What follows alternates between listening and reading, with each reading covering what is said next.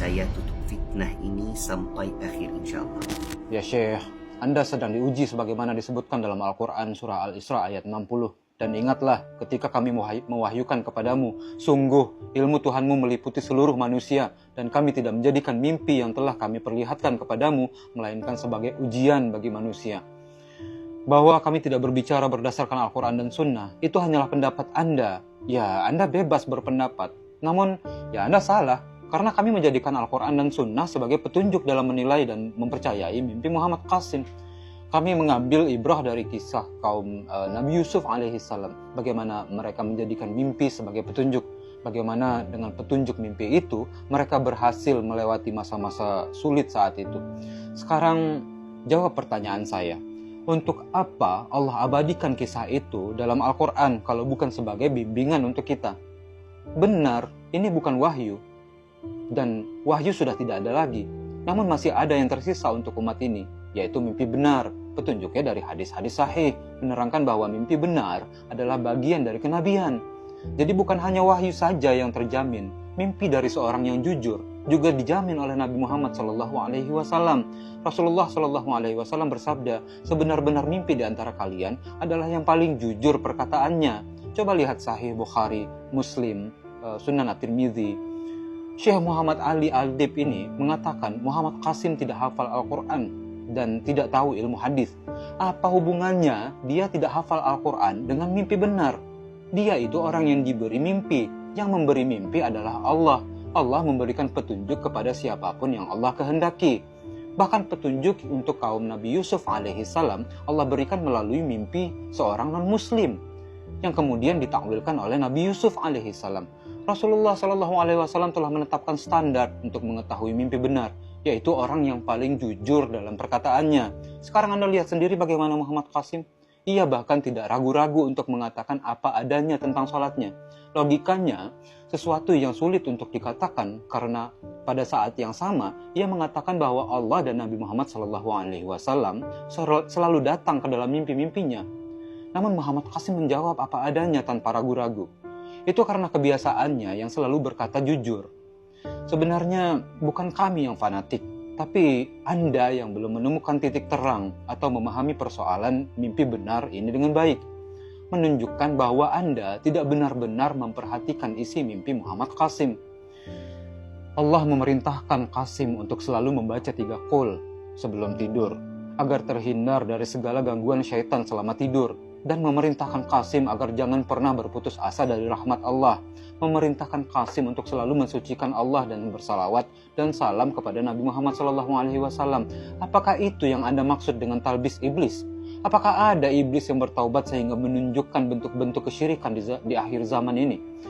Soal bersalaman sambil menunduk, dengan kata lain memberi penghormatan sehingga merukukkan badan kepada seseorang, kami ingin menjelaskan kepada Anda kenapa itu tidak boleh.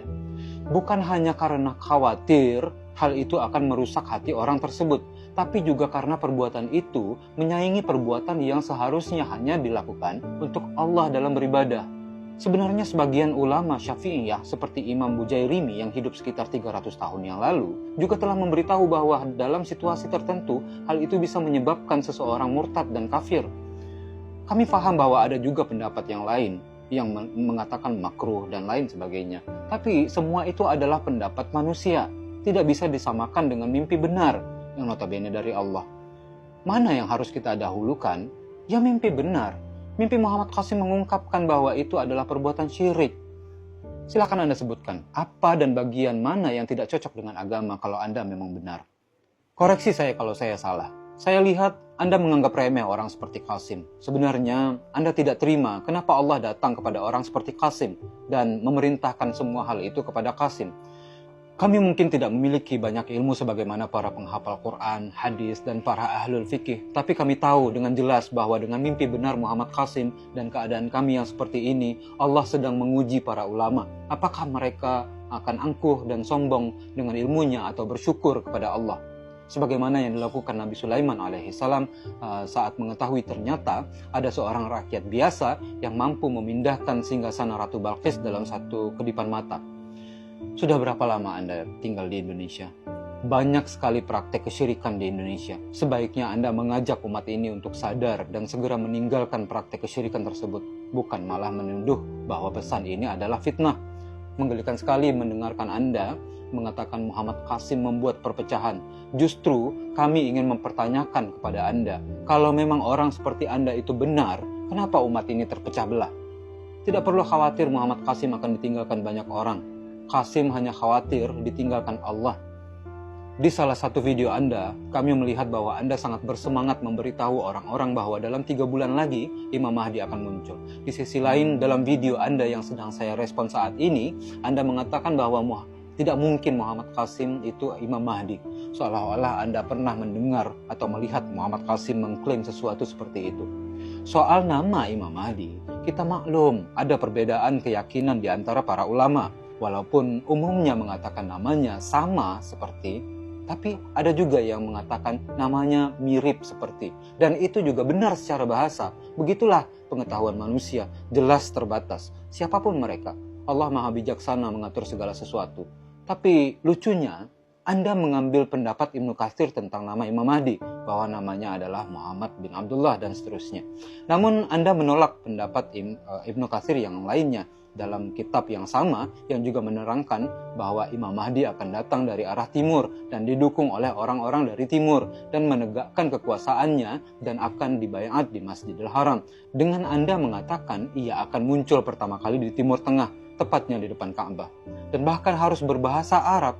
Ya Syekh, tunjukkan dalil tersebut yang menyebutkan Imam Mahdi harus berbahasa Arab. Anda lebih fokus kepada Imam Mahdi, padahal Imam Mahdi bukanlah apa-apa kalau tidak dengan pertolongan Allah. Imam Mahdi juga membutuhkan pertolongan Allah, sedangkan mimpi Muhammad Qasim jauh lebih besar dan dari sekedar persoalan kapan Imam Mahdi akan muncul. Mimpi Muhammad Qasim ini menunjukkan jalan untuk mendapatkan pertolongan Allah, mengajak muslim mensucikan diri dari segala bentuk kesyirikan di akhir zaman ini, menghapuskan kesyirikan dan segala bentuknya, sebuah persiapan yang sesungguhnya. Ironis sekali ketika Anda memperingatkan orang-orang tentang akhir zaman, sementara Anda mengabaikan pesan ini hanya karena kegagalan Anda dalam menilai mimpi Muhammad Qasim. Padahal di sisi lain Anda tahu bahwa satu-satunya yang tidak akan Allah ampuni di hari penghakiman kelak adalah syirik.